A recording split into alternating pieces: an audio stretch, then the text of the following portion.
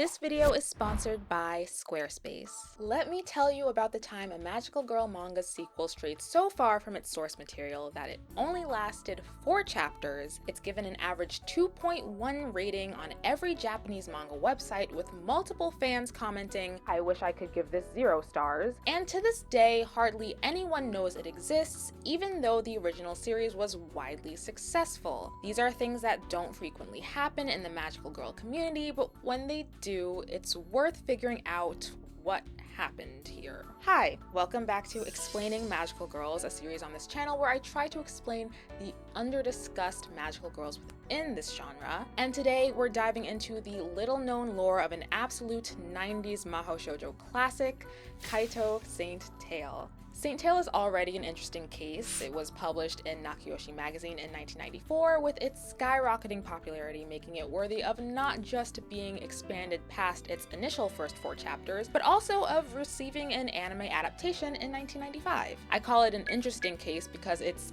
ironic that the anime was released almost smack dab in between Sailor Moon and Cardcaptor Sakura, its more well-known 90s magical girl counterparts. In fact, this video was almost about how Saint Tail didn't get the chance to rise in popularity in North America like its fellow 90s classics until I became aware of something much more interesting: the existence of a Saint Tail sequel. I'd literally never heard of that before. Now, admittedly, I wasn't in the anime and manga sphere back in 2018 when it was published, but I've also never seen it brought up in conversations about well-known magical girl franchise sequels and reboots: Cardcaptor Sakura Clear Card, Magic Knight Rayearth in 2026, Shugokata Jewel Joker, and yes, Mermaid Melody Pitchy Pitchy Pitch Aqua. This isn't the first time I've discussed a magical girl sequel. Heck, it's not even the first time this year. But all of those series sequels are heavily discussed and revered to at least some extent. Meanwhile, the Kaitou Saint Tail Girls manga is damned to the smallest stub of a section on Saint Tail's Wikipedia page, a section that doesn't even mention the sequel manga by name. Even more damning was my web search of the manga in Japanese. Every website I checked, from Comic CMOA to Amazon Japan, had majority negative reviews. The drawings and tones were sloppy, and the panels were a mess. It was hard to read. I think many people who liked the previous work will be disappointed. I love the original Saint Tail manga, but this manga is a completely different work from Saint Tail. I honestly don't even want to give it 1 star. The pictures and frames are terrible, like scribbles in a notebook. Just from the free trial, you can see how incompetent they are. I'm amazed they were able to publish this. Ouch. I was so stunned to see such blatantly harsh reviews that I ran to read a fan translation of this Saint Tail sequel, only to find out there wasn't one. I ended up coming across a Tumblr post made by the translator of the recently retranslated version of the original Saint Tail manga. Saint Tail was translated in English and released in the States by Tokyopop in the year 2000, but that was back when T-pop's common practice was to horizontally flip the images to make the process of reading manga more palatable to the Western audience. How could our small brains possibly handle reading pages right to left, after all? A fully retranslated edition of the original with better phrasing was extremely welcome. Kazari's post for why they would not be prioritizing a translation of Kaitou Saint Tail Girls was very reasonable. It's only 4 chapters, it's an incomplete story, and it left a lot of unanswered questions that don't give a sense of closure to this extended Saint Tail story. But my curiosity piqued with their mention of the sequel's premise. If you've read the original series, the premise of 2 girls competing for the Saint Tail title and taking up her name should immediately raise eyebrows, since the original series is clear about its stance that worshipping Saint Tail like a name instead of an individual person is disrespectful. Needless to say, it makes one wonder what Asuka and Seda are doing during all this, because there's no way they'd approve.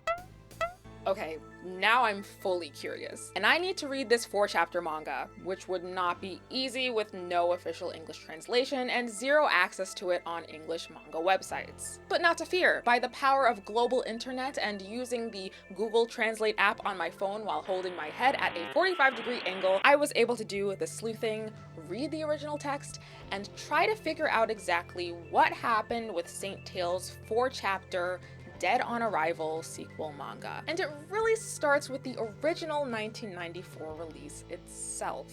But before we get into that, let me tell you about this video's sponsor, Squarespace. Squarespace is an all-in-one website platform designed to help you stand out and make your mark online. They have tons of pre-made website templates to choose from to give your page a clean look, but it's designed to be extremely customizable and user-friendly so you can personalize your site to fit your own needs. Squarespace's built-in analytics tools make it so you can track traffic and SEO on your website and figure out which pages are the most search-friendly. And I found setting up my shop to list physical items I've sold recently to be really easy with their simple tools. I'm really excited to be offering new merchandise on my website next year, and I'm so pumped to be doing it with a clean, professional-looking webpage that I made all thanks to Squarespace. So if you're looking to take that leap towards the business of your dreams, head over to squarespace.com/Doreimani for a free trial, and when you're ready to launch, use code Doreimani to save 10% off your first purchase of a website or domain. And thank you to Squarespace for sponsoring this video.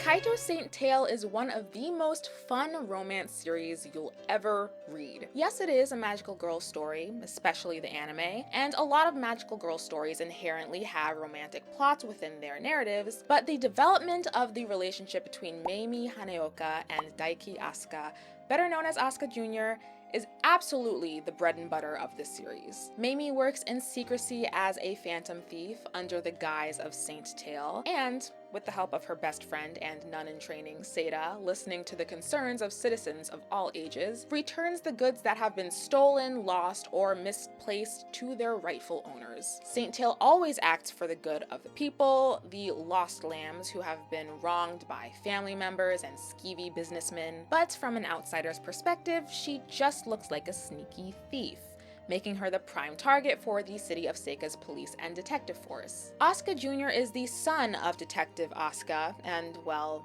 I think you can see where this is going. As a pretty smart kid and aspiring detective himself, Asuka Jr. makes it his mission to catch this phantom thief that no experienced policeman has been successful at capturing. Actually, the job is appointed to him by the mayor himself. Things get complicated when Asuka's prejudice towards Saint Tail evolves into a feeling of excitement that fills him every day he gets a new calling card from the phantom thief telling him where her next mission will be, a feeling that he can't really understand himself. Not to mention a Meimi who previously couldn't stand Asuka Jr., becoming more and more enamored by the detective boy's determination to know who she truly is. And honestly, this description doesn't even do it justice. Kaitou Saint Tail is humorous, beautifully drawn by Megumi Tachikawa, and an extremely sweet read. While Meimi's use of magic is expertly and quite uniquely written into the plot, her father is a stage magician and she uses the illusions she learned from him to fend off her enemies rather than having some sort of supernatural power. The reason you keep flipping the pages is to see if Meimi will accept that she wants Asuka's full and undivided attention, and if Asuka Jr. will stop being a dense blockhead and realize that the reason he can't get Meimi out of his head when he sees Saint Tail is because he's in love with her. And ultimately, you want to see if the two of them will stop bickering long enough to finally kiss. I wouldn't call Saint Tail a plot-heavy, lore-driven franchise, though the backstory the series does drop is well-rounded enough to suffice, but it's totally important to understand why the series resonated with its fans so deeply, and why the sequel, Kaitou Saint Tail Girls, was not only poorly received by longtime fans, but also pretty much doomed from the start. In June of 2017, Kodansha announced a contest in which the next generation of Saint Tail would be born. Partnering with Pixiv, a huge platform for Japanese manga artists and illustrators, and under the screening of Tachikawa herself, the grand prize winner's work would be guaranteed as a legitimate serialized sequel and receive its own original merchandise. There were 3 important rules that each submission had to follow. 1. Saint Tail Tail steals for the lost lambs, never for self-interest. 2. Saint Tail's weapons are his or her physical ability and magic inherited from his or her parents. Make sure at least one person has this skill. And 3. Saint Tail must have some kind of tail like the one that Mamie had in the original series. Now immediately, this isn't the first time I've seen this happen, but I just don't see how holding a contest could be the best way to create a sequel for an already existing manga series. Contests are an awesome way to discover aspiring professional manga artists, encourage fan participation, and connect with the audience who loved the original story. But it's also setting the grand prize winner up for an uphill battle, one where fans will ask, wouldn't it be better to have the sequel made by the original mangaka herself? Regardless, the contest ended in July 2017, finding a winner in Shiki Yamori. Production would take a little over a year, but by September 2018, the first chapter of the sequel series, Kaitou Saint Tail Girls, would be released on the 13th. The press release synopsis? Several years have passed since the disappearance of Phantom Thief Saint Tail. Now, a new girl rises to answer the voice of the lost lamb. Hasaki Hijiri, a first-year high school student at St. Paulia Academy, is a girl with exceptional athletic ability. One day, in danger of being late, she takes a shortcut on her usual route to school and discovers a now disused church. What awaits Hijiri there? And already, the setup sounds pretty promising. In the 1994 manga, a bonus chapter was released in Volume 7 that detailed how Mamie and Seida's meeting and friendship came to be, which is adjacently similar to Hijiri stumbling upon an old church behind the school. Kinda. Okay, maybe I'm grasping for straws here, but my point is, it sounds like an interesting premise that might pique the curiosity of the nostalgic Saint Tail fan. But if that's the case, where exactly did things go absolutely south? Well, we find our answer in Chapter 1. We get a general understanding of who Hijiri is early on. She's athletic, a bit forgetful, and an absolute fangirl of the original Saint Tail. This sort of comes at a detriment to her because the nun inside the old church is very easily able to con Hijiri into becoming the next Saint Tail, what with Mamie's old costume being displayed so regally in the confession room. After learning about a small statue of Saint Mary that must be returned to its loving owner before it's sold off at an auction, Hijiri is more than excited to pounce into action, even leaving a signature Saint Tail calling card of her next move for the students. But with no strategy and a lack of confidence on how to approach the target, Hijiri is stuck in her spot. When suddenly, another Saint Tail appears at the top of the clock tower. This Saint Tail, more experienced, quicker to jump into action, manages to get a hold of the statue, but not without being tricked by the student council president and police chief's son, who was on guard anticipating the attack. Saint Tail number 2 is about to be captured until Hijiri jumps into the air, hugging her and rescuing her from the fishnet, escaping the scene. Everyone is left confused. Was that Saint Tail? Saint Tail is back? Did we just see 2 Saint Tails? But no one is more confused than the Hijiri and Saint Tail number 2 arguing back at the church, blaming each other for the failure, wanting answers, until the mischievous nun reveals to them, I never said that you were the only one. Both of you are Saint Tail candidates. And very quickly, Saint Tail number 2 is able to turn around and declare to Hijiri, let's see who will be the first to steal the Saint Mary statue. Let's compete for the position of Saint Tail. Okay, well, wow. What? Chapter 1 is offered for free viewing on the Pulsey website, a manga website that hosts many shoujo and josei manga, so this was many fans' first impression of the series. And if you've read the original, immediately you can tell why a synopsis like this would ruffle a lot of feathers. A connection between Hijiri and the student council president is established in the first chapter.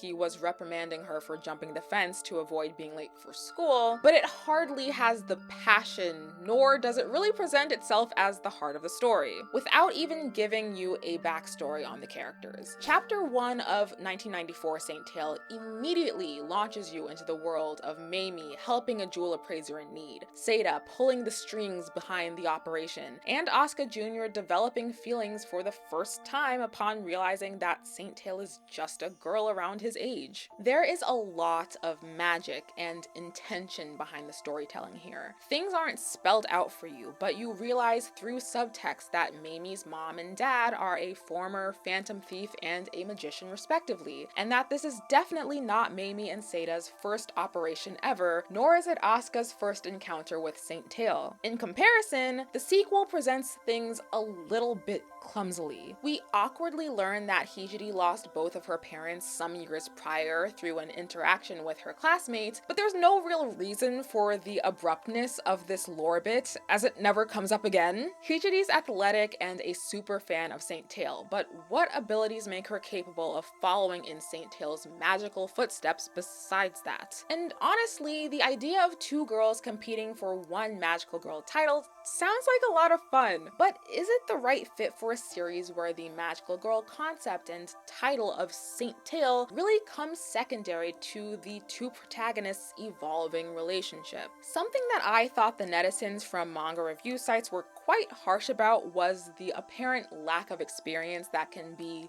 deduced from the amount of blank space and inconsistent backgrounds on the pages of the sequel. And maybe I'm just not observant enough or enough of a manga connoisseur to have noticed, but I didn't find much issue with the artwork.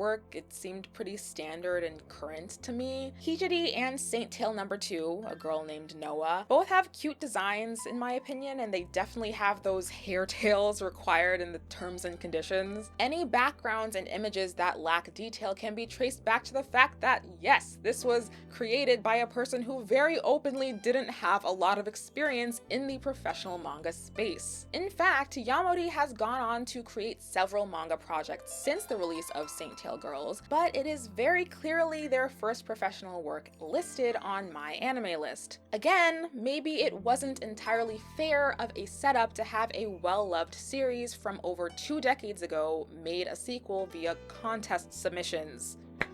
But what do I know? The rest of the manga is divided into 2 parts, with chapter 2 being the second part of chapter 1 and chapters 3 and 4 being their own connected story. The rest of part 1 goes on to highlight Hijiri's insecurity in being a Saint Tail candidate against Noah, finding her own definition of justice and helping those who cannot help themselves, and ultimately Hijiri and Noah working together to find the aforementioned Saint Mary statue because the people in need come first before their rival. And this is pretty okay. I mean, it was cool to see these 2 rivals be the ones to bow their foreheads together and say the iconic "May the grace of God be with us tonight" phrase that Mamie and Seda used to say. In fact, the relationship between Hijiri and Noah might have ended up being the best part of the story if it continued past these 4 chapters. But instead, this connection between Hijiri and the student council president is propped up as something we, the audience, must care about when there is nothing really there to care for. It goes on for the second part of the manga. A heartstone that's rumored to make the relationships of those who view it last forever is stolen, and Saint Tail has been framed as the culprit even though Hijiri and Noah had nothing to do with it. The girls are doing research on who it could be. Meanwhile, the student council president is questioning the 2 men who had ownership of the stone. Girl, where are the police? What makes the student council president potential love interest qualified enough to be questioning notable figures in this case, other than the fact that he's supposedly the chief of police's son? You see, with Asuka Jr., things were written to make sense. He was the chief detective's son, but he was also known to be a smart kid, and his vast knowledge of Saint Tail made him the best candidate for the mission to capture her. He was appointed by the mayor for Pete's sake. This president guy isn't reason to be anything special, and after 4 chapters, he doesn't appear to serve as anything other than an Asuka Jr. replacement. He has no charm, no humor to his character. He's a cool guy with a simple, even temperament who teases Hijiri sometimes for being late and calls her a baby monkey. No spark, no passion, no nothing. Ugh. I didn't think I would feel this strongly about anything in the sequel, but by chapter 3, I'd snapped. But it's not horrible. Once again, Hijiri and Noah's partnership is the saving grace the final chapter needs for you to care enough to see it through to the end. Noah giving the Heartstone to Hijiri, even though she was the one to retrieve it, all because Hijiri was the one who solved the mystery of its location, was a great moment. And I desperately appreciated Noah pinning Hijiri down and telling her to stop fixating on the president because the lost lamb who needs help is more important right now. I would have done the same damn thing. They are super cute, and seeing them work together was fun. Even if their use of walkie-talkies made it feel like they were secret agents rather than the cunning, magical phantom thieves like Mamie was. Noah's tsundere personality makes her a character you want to see Hijiri interact with. Honestly, Noah might be the best character in this whole sequel. I would have loved to see more of her. Hell, it might have even been more interesting if she was the only Saint Tail in the sequel. But alas, the chapter ends with the girls bickering and a promise from Noah to repay Hijiri in their next mission. A promise to work together again. Well, that didn't happen. Kaitou Saint Tail Girls brings up more questions in its 4-chapter run than it really had time to answer. What happened to Hijiri's parents? Who the hell is that nun? Where did Mamie and Asuka Jr. go? This takes place in the same city at the same school several years later, but does Mamie know her former Saint Tail identity has been revived? And I thought it was a contest requirement for at least one of the characters to inherit magical abilities from their parents. What happened to that? Mamie got her tricks from her father.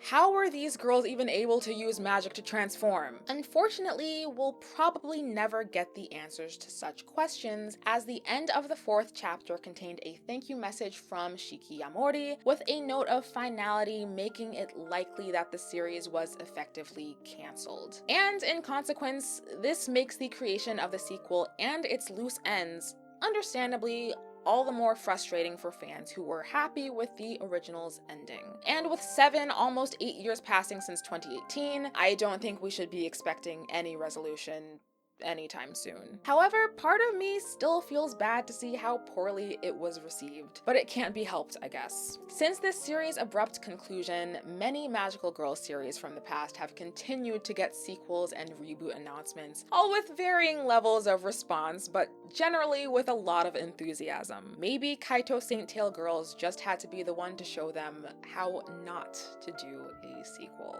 Did you know there was a Saint Tail sequel, or were you like me and many other fans in Japan who continue to belatedly learn that this series exists? Let me know. If you want to watch the original 1995 Saint Tail anime, you can do so by either buying the official Blu-ray release distributed by Discotek in North America, or you can watch it for free on Retro Crush. I feel a need to mention that because it's a rare occasion where the Magical Girl series I'm talking about actually has legal means of watching it. Yay. Literally never happens.